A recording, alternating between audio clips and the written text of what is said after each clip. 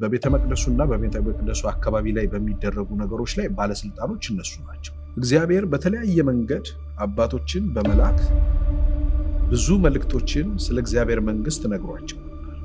እነሱ ግን አይቀበሉም። ውስጣቸው ያልነጻ ነገር፣ የረከሰ ነገር እንዳለ ጫቸውን ግን እየወለወሉና እያሳመሩ የሚታዩ ግብዞች እንደሆኑ በዚሁ ክፍል ይነግራቸዋል። አናውቅም ሲሉት ጌታችን እንደዚህ አላቸው፣ እኔም ይህንን በምን ስልጣን እንደማደርግ አልነግራችሁም። ሊያስሩት ይፈልጉ ነበር፣ ህዝቡን ግን ደግሞ ይፈሩ ነበር። ምክንያቱም ህዝቡ እሱ እንዲሰማ ይሰበሰብ ስለነበረ፣ ብዙዎች ደግሞ እሱ ከእግዚአብሔር እንደሆነ ያምኑም ስለነበር። ውጫችሁ ሲታይ ያምራል፣ ውስጣችሁ ግን የሞተ ነገር፣ እውነተኛ የሆነ ነገር የሌላችሁ ፍሬ ቢሶች ናችሁ፣ ጽድቅ የላችሁም።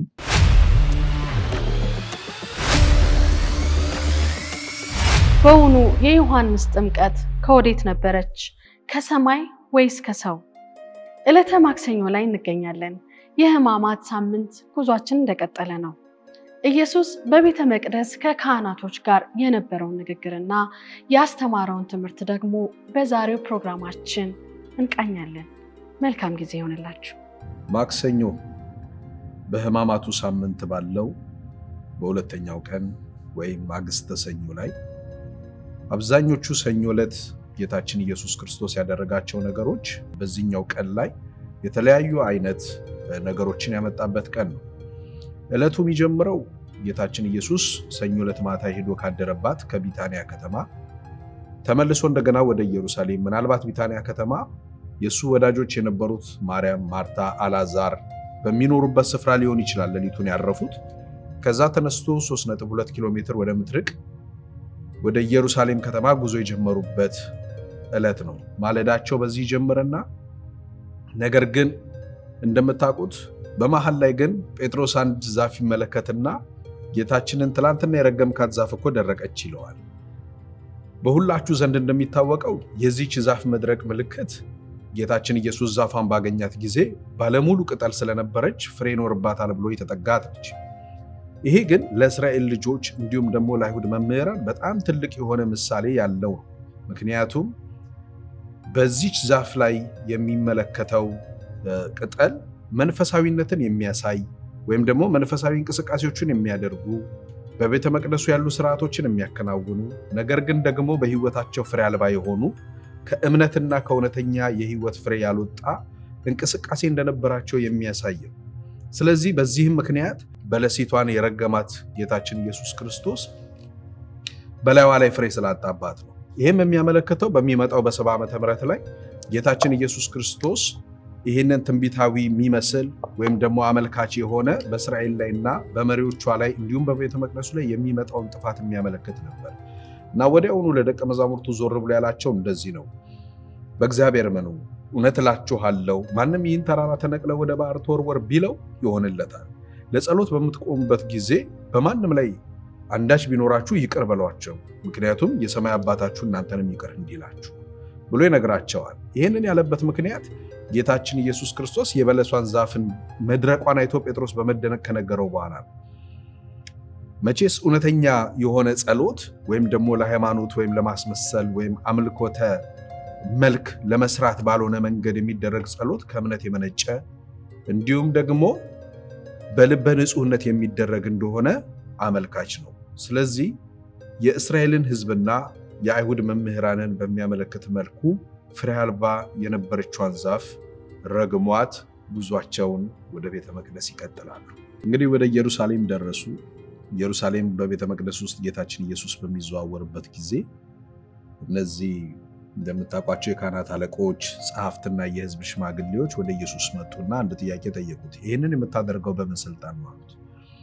ጥያቄያቸው መነሻነቱ የሚሆነው ከሰኞ ዕለት ከተደረገው በቤተ መቅደስ ውስጥ ጌታችን ኢየሱስ ካደረገው የገንዘብ ለዋጮችን መቀመጫ መገልበጡን፣ እንደገና እርግቦቹን መልቀቁን እና ደግሞ በስልጣን ማስተማሩን ያካተተ አይነት ጥያቄዎችን ነው የሚያነሱለት። እነዚህን ጥያቄዎች ሲያነሱለት በቤተ መቅደሱና በቤተ መቅደሱ አካባቢ ላይ በሚደረጉ ነገሮች ላይ ባለስልጣኖች እነሱ ናቸው። ምክንያቱም ከአምላካችን ከእግዚአብሔር ዘንድ ስልጣን የተሰጠው ለቤተ መቅደሱና በቤተ መቅደሱ አካባቢ ለሚደረገው ነገር ለእኛ ነው ብለው ህዝቡን በዛ ያምናል፣ እነሱም በዚህ የሚያምኑ ነበሩ። እንዲሁም ደግሞ በዛ አካባቢ ላይ ገንዘብ ከሚለውጡ ከሚነግዱ ከሚሸጡ ሰዎች ደግሞ የተወሰነ ገንዘብ ደግሞ እንደሚያገኙ በብዙዎች ዘንድ ይገመታል። ስለዚህ የጌታችን የኢየሱስ ክርስቶስ ደግሞ ስልጣናዊ የሆነ አስተምህሮቶቹ እንዲሁም ደግሞ ድርጊቶቹ በቤተ መቅደሱ ላይ ባለስልጣን መሆኑን የሚያሳዩ ስለነበሩ በጣም ጥያቄ የሚፈጥርባቸው ነገር፣ ምክንያቱም የነሱን መዋቅር የሚያፈርስ ሆኖ አግኝተውታል። ስለዚህ እንደ ቀላል ነገር የሚመለከቱት ሆኖ አላገኙትም እና መጥተው ይጠይቁታል። ማን ይህንን ስልጣን ይሰጣል? በማን ስልጣን ነው እነዚህን ነገሮች የምታደርግ? እኛ በቤተ መቅደሱ ላይ እንዲሆን በፈቀድነው ነገር ላይ አንተ ገብተህ እንደዚህ የምታደርገው ማን ስልጣን ስለሰጠ ነው ብሎ ይጠይቁታል። መቼስ ቀጥታ ተሯሩጦ መልስ ለነሱ ለመመለስ ታውቃላችሁ ሊያስይዛቸው በሚችል ወይም ደግሞ ለነሱ ወጥመድ ውስጥ እነሱ ላበጁት ወጥመድ ውስጥ ለመግባት አመቺ እንደሚሆን ታውቃላችሁ። እና ጌታችን ወዲያው እንደዚህ ይላቸዋል በሚገርም ሁኔታ። ምክንያቱም መልሱን ወዲያውኑ አይ እኔ ይህን ስልጣን ያገኘሁት ከእግዚአብሔር ነው ካለ በእግዚአብሔር ላይ ስድብን ቃል ተናግረሃል ይሉት ነው። አይ ይህንን በራሴ ስልጣን ነው ማደርገው ካለ የቤተ መቅደሱን እግዚአብሔር የሾማቸውን ሰዎች ስልጣን አትቀበልም፣ ቤተ መቅደሱን አታከብርም በሚል ደግሞ ከህዝብ ጋር ሊያጣሉት ነው። በህዝብም ዘንድ ተቀባይነት ለማሳጣት ያደረጉት አካሄዳቸው ወጥመዳቸው ነበር እና ጌታችን ወዲያውኑ እንደዚህ አለ። አንድ ጥያቄ እኔም ልጠይቃችሁ አላቸው። የዮሐንስ ጥምቀት ከሰው ነበር ወይስ ከእግዚአብሔር አላቸው። ምክንያቱም በህዝቡ ዘንድ ዮሐንስ እንደ ነቢይ ተቀባይነት ያለው እንዲሁም ደግሞ ከእግዚአብሔር የተላከ ለንስሐ አጥማቂ እንደሆነ ብዙዎች የሚቀበሉት፣ ከዛም መልፍ ሲል ደግሞ እሱ ደግሞ ስለ መሲሁ ብዙ የመሰከረ እንደሆነ ይታወቃል እና ወዲያውኑ እነሱ ይሄም እሱም ወጥመድ ውስጥ ሊከታቸው እንደሆነ ሳይገባቸው የቀረ አይመስለኝ። ወዲያውኑ ይመካከራል። በምክክራቸው ውስጥ የሚናገሩት ነገር ይሄ ነው። በጣም የሚደንቅ ነገር ይናገራሉ በምክክራቸው ውስጥ። ከእግዚአብሔር ነው ካለን ለምን አልተቀበላችሁትም? ታዲያ ሊለን ነው። አይ ነገሩ ከሰው ነው ካልን ደግሞ ህዝቡ ይቀበለው ስለነበረ ይወግረናል። ስለዚህ የሚሻለው አናውቅም ብንል ነው። ምክንያቱም ከእግዚአብሔር ነው ካሉ እግዚአብሔር ዮሐንስን የላከው መንገድ እንዲጠርግ ነው። እሱም በየምድረ በዳው እንደጮኸ ለህዝብ ሁሉ እንደተናገረ ከሱ በኋላ የሚመጣ መሲህ እንዳለና የጫማውን ጠፍር ሊፈታ የማይገባው እንደሆነ ነግሯቸዋል።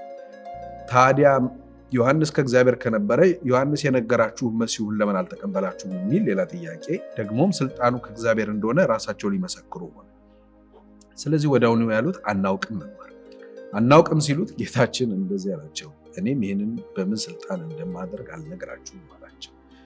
ይህንን በማለቱ ግን ልክ ቅድም እንዳልነው የበለሷ ዛፍ በግብዝነት ፍሬ ያላት የምትመስል ግን ፍሬ የሌላት በቅጠል ብቻ በውጫዊ ማንነት ብቻ የተዋበችና ፍሬያማ የምትመስል እንደነበረች ሁሉ እነሱም በድርጊታቸውና በሁኔታቸው ግብዞች እንደሆኑ ከእግዚአብሔር የተላከውን ህዝቡ እያወቀ እንኳን እነሱ ግን መቀበል የማይፈልጉ የራሳቸውን ስልጣንና ቦታ ማስጠበቅ የሚፈልጉ እንደነበሩ በግልጽ የሚያሳይ ግብዞች፣ ፍሬ አልባቦች፣ እውነተኛ እምነት የሌላቸው እንደነበሩ ጌታችን በዚህ ውስጥ አሳይቶን የቤተ መቅደሱ ውሎ ይቀጥላል በዚህ ውስጥ።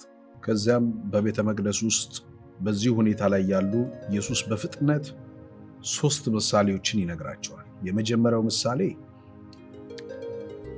መታዘዛችን ከንግግራችን እንደሚበልጥ የሚያሳየው የነዛ የሁለት ልጆች በአንድ አባታቸው ወደ ወይኑ ቦታ ሄደው እንዲሰሩ ያቀረበላቸውን ጥያቄ ምሳሌ ያነሳላቸዋል። አንደኛው አባቴ መሄድ አልችልም ብሎ ነገር ግን በኋላ ላይ ተጸጽቶ የሄደውን ልጅ ያሳያቸዋል። ሁለተኛው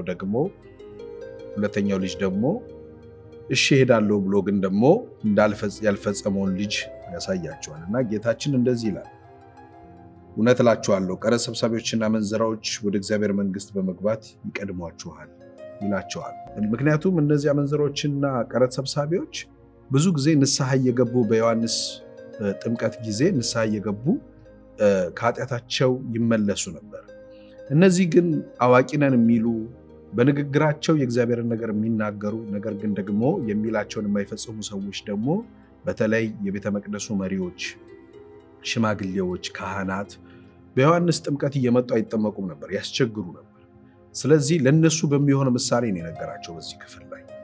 ስለዚህ እንደዚህ አላቸው፣ እነሱ ይቀድሟቸዋል ወደ እግዚአብሔር መንግሥት በመግባት። ዮሐንስ እውነትን ሊያሳያችሁ ፈልጎ ነበር፣ እናንተ ግን ልታዩ ፈቃደኛ አልነበራችሁም አላቸው። እንደዚህ አይነት ግብዝነት ይታይባቸው ስለነበረ ይህንን ሲነግራቸው ወዲያውኑ ስለነሱ እንደሚያወራ በፍጥነት ተረዱት፣ በፍጥነት ገባቸው። ሊያስሩት ይፈልጉ ነበር፣ ህዝቡን ግን ደግሞ ይፈሩ ነበር። ምክንያቱም ህዝቡ እሱን ሊሰማ ይሰበሰብ ስለነበረ፣ ብዙዎች ደግሞ እሱ ከእግዚአብሔር እንደሆነ ያምኑም ስለነበር ማለት ነው። እና በቤተ መቅደስ ውሎ ውስጥ እንደዚህ አይነት ነገሮችን እያሳለፈ ጌታችን የሚውልበት፣ በቀጣይ ደግሞ አንድ የእርሻ ባለቤት ለገበሬዎች የሰጠውን የእርሻ ቦታን በአከራይቷቸው እንደሄደና እነዛ ገበሬዎች ግን ከቆይታ በኋላ የመከር ጊዜ ፍሬ የሚሰበሰብበት ጊዜ ሲደርስ የራሱን ድርሻ ለመውሰድ የራሱን የሆኑ ሰራተኞችን ሲልክ አንዱን ደብድበው ሌላውን በድንጋይ ወግረው አንደኛውን ደግሞ ገለው መልእክት ይልኩበታል። ስለዚህ ይሄ በሆነበት ጊዜ ከነሱ የሚሻሉ ሌሎች ደግሞ ሰራተኞችን ይልክባቸዋል። እነዛ ሰራተኞች እንደገና ይመጡና እነሱም ላይ ተመሳሳይ ነገር ያደርጋሉ። በቃ ልጄን ብልከው ያፍራሉ ብለው ደግሞ ልጁን ሲልክባቸው ይሄማ ወራሹ ነው እንግደለው ተባብለው ይገሉታል። በዚህን ጊዜ ጌታ ኢየሱስ እንደዚህ አላቸው። በእርግጥ የዚህ እርሻ ባለቤት በመጣ ጊዜ ለእነዚህ ክፉ ተከራዮች ምን የሚያደርጋቸው ይመስላችኋል? ገበሬዎቹ ምን የሚያደርጋቸው ይመስላችኋል ብሎ ሲጠይቃቸው የሚመልሱለት መልስ በጣም የሚገርም ነው። ይገላቸዋል ብሎ ይመልሱለታል። እሱ ግን ተቀብሎ ለሌሎች ይሰጠዋል አላቸው። አያችሁ፣ እግዚአብሔር በተለያየ መንገድ አባቶችን በመላክ ብዙ መልእክቶችን ስለ እግዚአብሔር መንግስት ነግሯቸው ነበር። እነሱ ግን አይቀበሉም ነበር። ይልቁኑ የአባቶችን መቃብር በማሳመር ነበር። ነገር ግን መልእክቶቻቸውን የማይቀበሉ ነበሩ። በስተመጨረሻ ሶስተኛ ምሳሌ ይነግራቸዋል። ሶስተኛው ምሳሌ እንደዚህ ነው። አንድ ንጉሥ የሰርግ ግብዣ ድግስን ያዘጋጅና ይጠራቸዋል እና በሚጠራቸው ጊዜ ላይ ያ ግብዣ ላይ በጣም ብዙዎች የተጠሩ ሰዎች ሊመጡ ፈቃደኛ አልነበሩ። ከዛ በኋላ የሚሆነው ነገር ይሄ ነው። ውጡና በመንገድ ላይ ያገኛችሁትን ሁሉ ወደ ግብዣው ጥሩልኝ፣ ወደ ሰርጉ እንዲታደሙ ጥሩልኝ ይላቸዋል። የተጠሩት ሰዎች ይመጣሉ። ከዛ መካከል አለባበሱ ትክክል ያልነበረ ነገር ግን ደግሞ ግብዣው ላይ የተገኘውን ሰው እንዲቀጣ ያደርግና ይሸኘዋል ማለት ነው። ስለዚህ የእግዚአብሔር መንግስት ጥሪውን ተቀብለው ለሚመጡ ሁሉ እንደሆነ ጌታችን በዚህ ደግሞ ያስተምራቸውና ያልፋል። ከዚህ በኋላ ደግሞ ከፈሪሳውያንና ከሄሮድስ ወገን የሆኑ ሰዎች ወደ ጌታችን ወደ ኢየሱስ ይመጡና አንድ ጥያቄ ይጠይቁታል። እነዚህኞቹም ወጥመድ ውስጥ ሊከቱት ፈልገው ነው ይህንን ጥያቄ የሚጠይቁት እና ይህንን ጥያቄ የጠየቁበት ምክንያታቸው በነገራችን ላይ እነዚህ ፈሪሳውያንና ከሄሮድ ወገን የሆኑት ሰዎች እርስ በርሳቸው የሚስማሙ አይደሉም። ፈሪሳውያኖቹ በጣም ዘረኞች ናቸው፣ በጣም ሃይማኖተኞች ናቸው። እነዛኞቹ ደግሞ በእስራኤል ላይ የሮም መንግስት መቀጠል አለበት ብለው የሚያምኑ ናቸው። በሁለቱ መካከል በጣም ትልቅ የሆነ ሰፊ የሆነ ልዩነት ያላቸውና የማይስማሙ ሰዎች ናቸው። እንደውም የሮምን መንግስት ይቀበላሉ በሚል የሚያገሏቸው ናቸው። ነገር ግን በጣም በሚገርም ሁኔታ ግን ኢየሱስን ወጥመድ ውስጥ ለመክተት ግን ፈሪሳውያኑ እነዚህ የማይቀበሏቸውን የሄሮድስን ወገኖች ያቀርቧቸዋል። ያቀረቡበት ምክንያታቸው ምንድን ነው? ጌታ ኢየሱስን በዚህ ሰዓት የሚጠይቁት ግብር መክፈል ለቄሳር ይገባል ወይስ አይገባም የሚል ጥያቄ ነው። ጌታችን አይ መክፈል ይገባል ካላቸው አንተ ከነዚህ ከሄሮድስ ወገን ነህ፣ ቤተ መቅደሱን ወይም ደግሞ የአምላካችን የእግዚአብሔርን ስርዓት አትቀበልም፣ አይሁድን አሳልፈ ለሮም መስጠት የምትፈልግ ነህ ሊሉት ነው።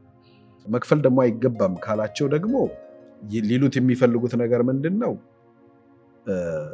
ቄሳርን አትታዘዝም ብለው የሄሮድስ ወገኖች የራሳቸውን የሆነ እንደራሴ በማምጣት እንደማይታዘዙት ቄሳርን እንደማይታዘዙ ህዝቡም እንዳይታዘዝ እንደሚያሳምፅ አድርገው በቄሳር ለማስገደል በዛም ይሁን በዚህ ኢየሱስን ለማጥፋት ተብሎ የተነሳ ጥያቄ ነው። በጽሕፈቱ ላይ አምላክ የሆነው የአውጉስቶስ ቄሳር ልጅ ጢባሪዮስ ቄሳር የሚል ጽሕፈት ያለበት ስለነበረ ባዕድ አምልኮንም የሚያሳይ ስለነበረ ኢየሱስ ይህንን ምሳሌ ወይም ይህንን ጥያቄ በጣም በጥንቃቄ ነበር ይመለሰላቸው። ያም ጥንቃቄው ምን ነበረ? ለቄሳር መከፈል አለበትም የለበትምም አይደለም ያላቸው ምንድን ነው? የቄሳር የሆነ ንብረት ወደ ቄሳር መመለስ አለበት፣ የእግዚአብሔር የሆነ ንብረት ግን ወደ እግዚአብሔር መመለስ አለበት። ኢየሱስ ወደ ምድር የመጣበት ዋና ዓላማ እግዚአብሔር ለራሱ የፈጠረውን ሰው እንደገና ለመቤዠት እንጂ የቄሳርን ሳንቲም ስለመክፈልና ስላለመክፈል ወይም ደግሞ ፖለቲካዊ የሆነ ነገርን ይዞ አልነበረም የመጣው በምድር ላይ። ስለዚህ በጣም እነሱን ባላሰቡትና ጥበብ በተሞላው መልኩ ወዲያውኑ ከዚህ ውስጥ ጌታችን ኢየሱስ ይወጣና ሌሎች ደግሞ ከፈሪሳውያኖች ደግሞ በተቃራኒ የሆኑ ከፈሪሳውያን ጋር በአስተምሮት በተለይ በትንሣኤ ላይ የማይስማሙ ደግሞ ሰዱቃውያን የሚባሉ ደግሞ ይመጣሉ። ሰዱቃውያን ይመጡና ደግሞ ከፈሪሳውያን ጋር በተቃራኒው በዚህ አስተምሮ የማይግባቡ በትንሣኤ ጉዳይ ላይ ከፈሪሳውያን ጋር የማይስማሙ ናቸው። ይመጡና ምክንያቱም እነሱ የሙታን ትንሣኤ የለም ብለው የሚያምኑ ስለነበሩ ይመጡና ይጠይቁታል እና በጠየቁት ጊዜ ላይ የሚመልስላቸው መልስ ይህንን ነው ጌታችን ኢየሱስ። እነሱም የጠየቁት ጥያቄ አንድ ሰው ነበረ፣ ሚስትን ያገባል፣ ከዛ ልጅ ሳይወልድ ይሞታል። ከዛ በኋላ ወንድሙ እንደገና ሁለተኛ ያገባታል፣ ከዛ እሱም ሳይወልድ ይሞታል። በሙሴ ሕግ በተሰጠ መሰረት 7 ወንድሞቹ እንደዚሁ ያገቧትና ግን ሳይወልዱ ይሞታሉ እና በሰማይ የማን ሚስት ትሆናለች ብለው ይጠይቁታል። እና ጌታ ኢየሱስ እንደዚህ ብሎ ይመልስላቸዋል። ይህንን ጥያቄ በጣም በጥንቃቄ መመለስ ያለበት ጥያቄ ስለነበረ ጌታ እንደዚህ ብሎ ይመልሰዋል። እንግዲህ በማክሰኞ ዕለት ከነበሩ ፈተናዎች ከነበሩ ብዙ ኢየሱስን ቻሌንጅ ለማድረግ ከተካሄዱ መንገዶች አንዱ ነው እና በጣም ዋነኛም ስለነበረ በተለይ ከኢየሱስ አስተምሮ ከወንጌል መልእክታችንም አንጻር በዋናነት ከሚነሳው ጉዳይ ወይም ደግሞ በዘላለማዊ ተስፋ ውስጥ ከምናምንበት ትልቁና ዋናው ነገር የትንሣኤ ጉዳይ ነው እና እንደዚህ ብሎ ይመልስላቸዋል። በሰማይ እንደ ሰማይ መላእክት ነው እንጂ የምትሆኑት ማግባትም መጋባትም የለም። ደግሞስ በመጽሐፍ እኔ የአብርሃም የይስሐቅ የያዕቆብ አምላክ ነኝ ተብሎ እንደተጻፈ አላነበባችሁም? ይህም ማለት እግዚአብሔር ነበርኩን አልተጠቀመም፣ ነኝ ነው። ምክንያቱም እነዚህ ሰዎች በእግዚአብሔር ስላመኑ በተስፋው ስላመኑ ሕያዋን ናቸው። እግዚአብሔር የሕያዋን አምላክ መሆኑን የትንሣኤ አምላክ መሆኑን በዚሁ ይነግራቸውና ወዲያውኑ አንድ የኦሪት ሕግ አዋቂ የሆነ መምህር ይመጣና ጌታችንን ከሕግጋት ሁሉ የሚበልጠው ሕግ የትኛው ነው ታዲያ ይለዋል። ሲለው ጌታችንም እንግዲህ ከሁሉ የሚበልጠውና ዋናው ሕግ እግዚአብሔር አምላክን በፍጹም ልብህ፣ በፍጹም ሐሳብህ፣ በፍጹም ነፍስህ ውደድ የሚል ነው። ከዛ በኋላ ደግሞ ሁለተኛው ሕግ ደግሞ ባልንጀራህን እንደራስህ አድርገህ ውደድ። ስለዚህ ይሄ በፍቅር ላይ የሚመሰረት መንግስት መሆኑን በሚያመለክት መልኩ ሕግጋት ሁሉ ትእዛዛት ሁሉ በዚህ እንደሚጠቀለሉ ይነግረውና ከነሱ ጋር የነበረውን ነገር ጨርሶ ከዛ ጌታችን ኢየሱስ ስለ ፈሪሳውያን ስለ ሃይማኖት መሪዎች 7 ነቀፌታዎችን ያወጣና ስለነሱ መናገር ይጀምራል። እንግዲህ በእነዚህ በሕግ መምህራንና በፈሪሳውያን ላይ ጌታችን ኢየሱስ የሚነቅፍባቸውን ኦልሞስት ወደ 7 የሚሆኑ ነቀፌታዎች ይነግራቸዋል ወይም ደግሞ ለሕዝቡ ሁሉ ያሳውቃል። እነዛን ክፍሎች ቀስ ቀስ እያለን አንድ ባንድ እያወጣን እግዚአብሔር ቃል ብናነባቸው ደስ ይለኛል። መጀመሪያው በማቴዎስ ወንጌል ምዕራፍ 23 ቁጥር 13 ላይ እንደዚህ የሚል ቃል እናነባለን። እናንተ ግብዞች የኦሪት ሕግ መምህራንና ፈሪሳውያን ሰዎች ወደ መንግሥተ ሰማይ እንዳይገቡ በሰዎች ላይ በሩን ስለምትዘጉባቸው ወዮላችሁ። እናንተ ራሳችሁ አትገቡም፣ መግባት የሚፈልጉትንም አታስገቡም ይላቸዋል። እና ይህንን የሚያደርጉት በግብዝነት እንደሆነ በማስመሰል እንደሆነና ብዙዎችን እንደሚያስቱ በድርጊታቸው የሚያሳይ ነቀፌታ ነው። እንግዲህ ይሄ አንደኛው ነው። ሁለተኛውን ደግሞ የምናገኘው በዚሁ በማቴዎስ ወንጌል ምዕራፍ 23 ቁጥር 15 ላይ እንደዚህ ይላል። እናንተ ግብዞች የኦሪት ሕግ መምህራንና ፈሪሳውያን አንድ ሰው ወደ አይሁድ ሃይማኖት ለማስገባት በባህርና በየብስ ስለምትጓዙ ባመነም ጊዜ ከእናንተ በጥፍ የባሰ የገሃነም ልጅ ስለምታደርጉት ወዮላችሁ። ወደ አይሁድ እምነት ለማስገባት ሰዎችን ትሯሯጣላችሁ፣ ቀጥላችሁ ግን ከእናንተ የባሰ ግብዝ ከእናንተ ደግሞ እጥፍ የገሃነም ልጅ ታደርጉታላችሁ እና ስራችሁ እንዳለ የጥፋት ነው የሚል በጣም ግብዝነትን እንግዲህ ከመጀመሪያ አንስቶ ጌታችን በዚህ ቀን ሲቃወም የዋለበት ቀን ነው። በቤተ መቅደስ የዋለበት ቀን ነው። ሶስተኛውን የሚያነሳላቸው በዚሁ በምዕራፍ 23 ቁጥር 23 ላይ እንደዚህ ይላቸዋል። እናንተ ግብዞች የኦሪት ሕግ መምህራንና ፈሪሳውያን ወዮላችሁ፣ ከአዝሙድ ከእንስላልና ከከሙን አስራት እየሰጣችሁ በሕግ ውስጥ ዋነኛ የሆኑትን ማለትም ፍትህን፣ ምሕረትንና ታማኝነትን ግን ንቃችኋልና እነዚያን ሳትተዉ እነዚህን ማድረግ በተገባችሁ ነበር። እናንተ የታወራችሁ መሪዎች ትንኝን አጥርታችሁ ትጥላላችሁ፣ ግመልን ግን ትውጣላችሁ እያለ ይነግራቸዋል። ይህም መንፈሳዊ ድርጊቶችን እንደሚያደርጉ ለእግዚአብሔር ቤት መደረግ የሚገባውን ነገር እንደሚያደርጉ፣ ነገር ግን ደግሞ እውነተኛ የሆነ እግዚአብሔርን መታዘዝ የሚባል ግን በውስጣቸው እንደሌለና እንደማያደርጉት የሚያሳይ ከባድ የሆነ ድርጊታቸውን የሚገልጥ ነው ማለት ነው። እንግዲህ አምስተኛ የሚሆነው በዚሁ በማቴዎስ ወንጌል ምዕራፍ 23 ከ25 እስከ 26 ላይ እዛው ጋር እንደዚህ ይላል። እናንተ ግብጾች የኦሪት ሕግ መምህራን ፈሪሳውያን ወዮላችሁ! የጽዋውንና የወጭቱን ውጪ ትወለውላላችሁ፣ በውስጣቸው ግን ቅሚያና ስስት ሞልቶባቸዋል። እናንተ ዕውር ፈሪሳዊ፣ አስቀድመህ የጽዋውንና የወጭቱን ውስጥ አጽዳ፣ ከዛም ውጪው የጸዳ ይሆናል ይላቸዋልና በውስጣቸው ያልነጻ ነገር የረከሰ ነገር እንዳለ ውጫቸውን ግን እየወለወሉና እያሳመሩ የሚታዩ ግብዞች እንደሆኑ በዚሁ ክፍል ይነግራቸዋል። ከዛም በስድስተኛነት የሚያነሳላቸው በምዕራፍ 23 ቁጥር 27 ላይ እንደዚህ ብሎ ነው። እናንተ ግብዞች የኦሪት ሕግ መምህራን ፈሪሳውያን፣ ውጫቸው በኖራ የተለሰነ ነው የሚያምሩ፣ ውስጣቸው ግን በሙታን አጽምና በብዙ ርኩሰት የተሞላ መቃብሮችን ስለምትመስሉ ወዮላችሁ! እናንተም በውጪ ለሰዎች ጻድቃን ትመስላላችሁ፣ በውስጣችሁ ግን በግብዝነትና በክፋት የተሞላ ነው። ውጫችሁ ሲታይ ያምራል፣ ውስጣችሁ ግን የሞተ ነገር፣ እውነተኛ የሆነ ነገር የሌላችሁ ፍሬ ቢሶች ናችሁ፣ ጽድቅ የላችሁም። ስለዚህ ብዙዎችን ታሰናክላላችሁ፣ ወዮላችሁ ይላቸዋል። ከዛ በሰባተኛነት የሚያነሳላቸው በዚሁ በምዕራፍ 23 ቁጥር 29 እስከ 36 ባለው እንደዚህ ይላቸዋል። እናንተ ግብዞች የኦሪት ሕግ መምህራንና ፈሪሳውያን ወዮላችሁ! የነቢያትን መቃብር እየገነባችሁ የጻድቃንንም ሐውልት እያስጌጣችሁ በአባቶቻችን ዘመን ብንኖር ኖሮ የነቢያትን ደም በማፍሰስ አንተባበራቸውም ነበር ትላላችሁና በዚህም የነቢያት ገዳዮች ለነበሩት አባቶቻችሁ ልጆች መሆናችሁን በራሳችሁ ላይ ትመሰክራላችሁ። እንግዲህ የአባቶቻችሁን ጅምር ተግባር ከፍጻሜ አድርሱ። እናንተ እባቦች፣ የፉኝት ልጆች ከገሃነም ፍርድ እንዴት ልታመልጡ ትችላላችሁ? ስለዚህ ነቢያትን ጠቢባንንና መምህራንን እልክላችኋለሁ። ከእነዚህም አንዳንዶቹን ትገድላላችሁ፣ አንዳንዶቹን ትሰቅላላችሁ፣ ሌሎችን በምኩራቦቻችሁ ትገርፏቸዋላችሁ፣ ከከተማ ወደ ከተማ ታሳድዷቸዋላችሁ።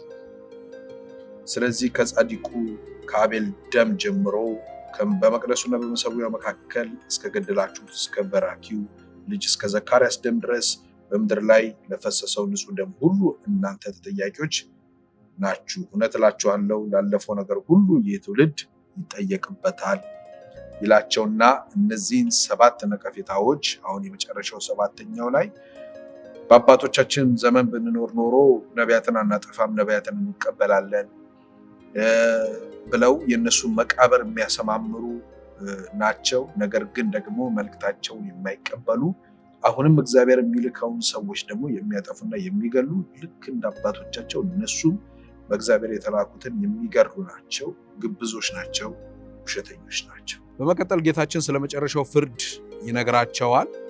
ያንንም በማቴዎስ ወንጌል ምዕራፍ 25 ከ31 እስከ 46 ላይ እናገኘዋለን። ኢየሱስ እንዴት አድርጎ ጻድቁንና እርኩሶቹን ወይም ደግሞ ያልታዘዙትን እንዴት አድርጎ እንደሚለያቸው፣ በጎቹንና ፍየሎቹን እንዴት እንደሚለይ ይነግራቸዋል። እና በጣም በዛ ዕለት የት ነው አግኝተንህ ርቦ ያላበላን፣ ጠምቶ ያላጠጣን፣ ታርዘ ያላረዝንህ ብለው ያላለበስንህ ብለው ይጠይቁታል። እንግዲህ ያንን የሚጠይቃቸውን ጥያቄ እንደምታውቁት ለነዚህ ከተናናሾቹ ለአንዱ ያደረገ ለእኔ እንዳደረገ ነው ብሎ ጌታችን ይነግራቸውና ሌሎቹን በፍቅር በእንክብካቤ በመልካምነት ማድረጋቸው ለእሱ እንደተደረገ አድርጎ ሌሎቹ ደግሞ ሊረዱ የሚገባቸውን እንክብካቤ የሚያስፈልጋቸውን ደግሞ ቸል ማለት የማይገባ እንደሆነ እና እነሱን ደግሞ የማይታዘዙ ብሎ በመጥራት እንደሚለያቸው ጻድቅንና በጽድቅ የማይኖርን እንዴት እንደሚለይ ጌታችን የተናገረበት ክፍል ነው። ፍርዱ እንዴት እንደሚሆን ያሳውቃቸውና ከዛም ወደ ደብረ ዘይት ተራራ ላይ እንዳመሸና ቀጥሎም ደግሞ ወደ ቢታንያ እንደሄደ ይገመታል ማለት ነው። በቀጣይ ጌታችን ኢየሱስ ወደ ቤተ መቅደሱ ይገባና በገንዘብ ማስቀመጫው አንጻር ተቀምጦ ሰዎች ካላቸው ነገር ላይ እያመጡ መባቸውን ሲሰጡ ለእግዚአብሔር ቤት ሲሰጡ ይመለከታል እና በዚህ ጊዜ ከሁሉ ድሃ የሆነች እሷ ደግሞ መታ 2 ሳንቲሞችን ስታስቀምጥ ወይም ደግሞ ገንዘብን ስታስቀምጥ ጌታችን ይመለከታትና እንደዚህ ይላል፣ ከነዚህ ሁሉ ከትርፉ ላይ ሲሰጥ እቺ ሴት ግን ካላት ሰጠች። ወይም ደግሞ አንዳንድ ትርጉሞች እንደሚሉት ትዳሯን ሰጠች፣ ሌሎች ደግሞ ኑሮዋን ሰጠች እንደሚሉት ለመኖር የሚሆናትን ነገር አምጥታ እንደሰጠች ጌታችን ይጠቅስና በጣም በዚህ ጉዳይ ተደንቆ እቺን ሴት ያነሳታል ማለት ነው። በእግዚአብሔር መንግስት ውስጥ በጣም ተቀባይነት ካለው ነገር ሰው ካለው ነገር ላይ መስጠት ብቻ ሳይሆን በዋናነት ሰው ሕይወቱንም ጨምሮ ለእግዚአብሔር እንዲሰጥ ከመስጠት በላይ መሰጠት እንደሚቀድም የሚያሳየን እውነት በጣም ተገርሞ በምንም አይነት ነገር ኢየሱስ ተገርሞ አንመለከትምና፣ ግን በዚህ ሴትዮ ድርጊት ግን ተገርሞ ደቀ መዛሙርቱን ጠርቶ ስለዚህ ሴትዮ አሰጣጥ ሲነግራቸው እንመለከታለን እና እግዚአብሔር ካለን ነገር ላይ ከመስጠት በላይ ራሳችንንም አሳልፈን መስጠት እንድንችል የሚያስተምረንን ነገር በዚህ በዕለተ ማክሰኞ በሕማማቱ እንደነገረን እንዳስተማረን እንመለከታለን። ከዛ ኢየሱስ ከቤተ መቅደስ እንደወጣና ወደ ሕንፃው ተመልክተው ደቀ መዛሙርቶቹ ማድነቅ ይጀምራሉ። ነገር ግን ደቀ መዛሙርቱ ሕንፃውን በሚያደንቁበት ጊዜ ጌታችን ኢየሱስ እንደሚፈርስ ይነግራቸዋል። ያም የሚፈርስበት ዘመን እንደምታውቁት በ70 ዓመተ ምህረት የሮም መንግስት ያንን ከተማ በሚያፈራርስበት ጊዜ የሮም ጀነራል የነበረ ቲቶ የሚባል ሰው ቤተ መቅደሱን እንዳቃጠለው ይነገርለታል እና ይህንንም የነገራቸው ትንቢት ተፈጻሚነት እንዳገኘ እንመለከታለን። ከዛ ወዲያውኑ ከዛ ከቤተ መቅደስ ወጥተው ይህንን ንግግር ካደረገ በኋላ ጉዟቸውን ወደ ደብረ ዘይት ተራራ ያደርጋሉ። በዛም ጌታችን ደቀ መዛሙርቱን ይነግራቸው ይጀምራል። ስለ ፍጻሜው እንዲነግራቸው በጠየቁት መሰረት ይነግራቸዋል። የመጀመሪያው የነገራቸው ስለ ሐሰተኛ መሲሁ፣ ስለ ሐሰተኛ ነቢያት ይነግራቸዋል። ከዛም ስለ ጦርነት፣ ስለ ረሃብ እና ስለ መሬት መንቀጥቀጥ ይነግራቸዋል። በመቀጠል ደግሞ የአማኞች ስደት እንደሚነሳ፣ አማኞችን በጣም በብዙ መንገድ እንደሚያሳድዷቸው ያነሳላቸዋል። እንዲሁም ደግሞ ቅድም እንዳነሳ ነው የኢየሩሳሌም መውደም አንዱ የትንቢቱ ምልክት እንደሆነ ይነግራቸውና ከዛ በስተመጨረሻ የእርሱ በድጋሚ መመለስና መምጣት እንደሚሆን ይነግራቸዋል። ከዛ በኋላ ይቀጥልና ስለ 10ቱ ቆነጃጅት ስለተዘጋጁትና ስላልተዘጋጁት በአምስት ከፍሏቸው 5ቱ የተዘጋጁት 5ቱ ያልተዘጋጁት፣ ነገር ግን ሙሽራው በሚመጣበት ጊዜ የተዘጋጁት ከእርሱ ጋር አብረው ወደ ግብዣው እንደሚገቡ ያልተዘጋጁት ደግሞ በዛው እንደሚቀሩ ያነሳላቸዋል። ከዛ በኋላ ቴናንቱን ምሳሌ ወይም ደግሞ ገንዘብ የሰጣቸውና ነገር ግን በገንዘባቸው ማትረፍ የቻሉትንና ያልቻሉትን አገልጋዮች ሁለቱ በዛ ትርፋማ መሆናቸውን፣ የተቀሩት ደግሞ ሁለቱ የተቀረው አንዱ ደግሞ ቆፍሮ እንደቀበረውና በዛ ትርፋማ እንዳልነበረ ይገልጥላቸውና ይህንን ያሳያል ማለት ነው። ስለዚህ ተዘጋጅቶ ጌታችንን መጠበቅ እንደሚያስፈልግ እነዚህን ምሳሌዎች ሁሉ ይነግራቸውና እንግዲህ ምናልባት በዚህ ሰዓት ላይ የአስቆሮቱ ይሁዳ ከነዚህ ከሊቀ ካህናትና ከዛ አካባቢ ካሉ ሰዎች ጋር ከአይሁድ መሪዎች ጋር ድርድር የጀመረበት ጊዜ ሳይሆን እንዳልቀረ ይገመታል።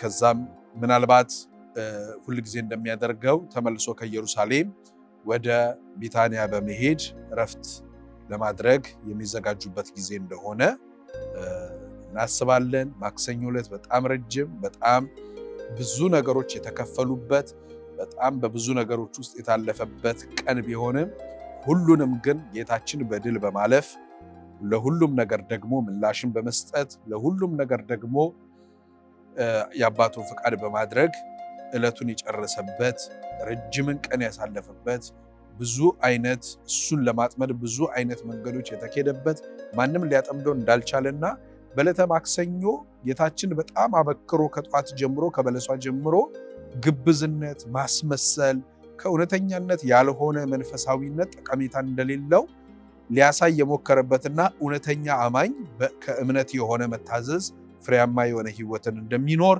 በብዙ የገለጠበት ነው። ጌታችን በዚህ መልኩ ማክሰኞን ውሏል። ማግስተ ሰኞ ይሄን ይመስላል። ተባረኩ።